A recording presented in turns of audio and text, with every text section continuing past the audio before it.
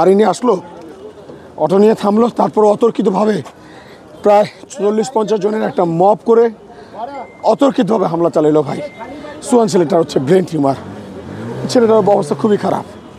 ওর উপরে হামলা চালাইছে। আমাদের মেয়েগুলোর আগেও একবার হচ্ছে হামলা চালাইছে মেয়েদের উপরে, কিচ্ছু বলে না, আজকেও চালাইছে। ওরা হচ্ছে আজকে বিকেলবেলা আন্দোলন চলাকালীন সময় মব সৃষ্টি করে আমাদের শিক্ষার্থীদের উপরে হামলা করেছে।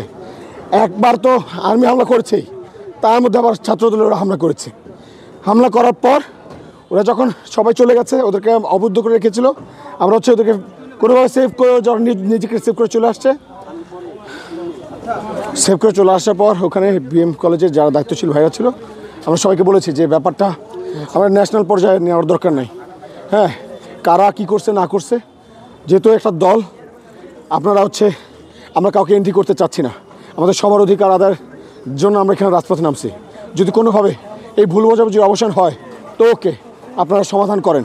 আপনাদের ক্যাম্পাসের সমস্যা আপনার ক্যাম্পাসের সমাধান করেন। মুস্তাফিজ ভাইকে আমরা বলেছি, বিএম কলেজে যিনি সিনিয়র হিসেবে দায়িত্ব ছিলেন।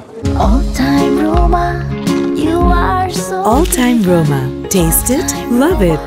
গাড়ি নিয়ে আসলো, অটো নিয়ে থামলো, তারপর অতর্কিতভাবে প্রায় 40-50 জনের একটা মব করে অতর্কিতভাবে হামলা চালাইলো। ভাই সুয়ান ছেলেটার হচ্ছে ব্রেন টিউমার, ছেলেটার অবস্থা খুবই খারাপ।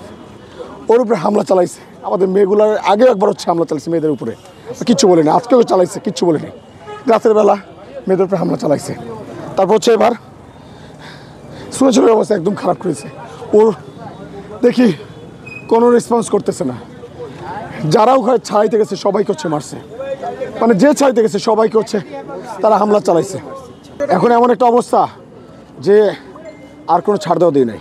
আমাদের ব্লকের কর্মসূচি চলবে, আমরা অসুস্থ অবস্থায় ওখানে যাব, আমরা চলবো, আমরা দেখবো যে স্বাস্থ্য উপদেষ্টা আর কী করতে পারে।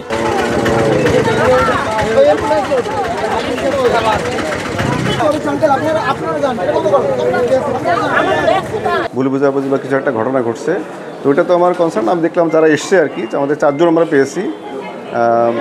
এদের মেনলি আর কি এটা যেটা ফিজিক্যাল অ্যাসল্ট, নিজেরা মারামারি বা ওরকম কোনো বড় ইনজুরি বা যেটা লাঠির পেশা বা অন্য ধরনের কোনো ব্লিডিং, ওই ধরনের কোনো সমস্যা নাই। হ্যাঁ, তো যা আছে মোটামুটি আমাদের ওই দিন কন্ট্রোল আছে, অসুবিধা হবে না। আর একজনের ক্ষেত্রে আমরা সাসপেক্ট করতেছি হয়তো মাথায় একটু আঘাত লাগলেও লাগতে পারে। নিউরো সার্জন আসতেছে, উনি ইভ্যালুয়েট করবেন। উনি যদি মনে করেন যে না এখানে হবে, নাহলে যদি বলেন না বা অন্য কিছু, তখন আমরা দেখবো আর কি।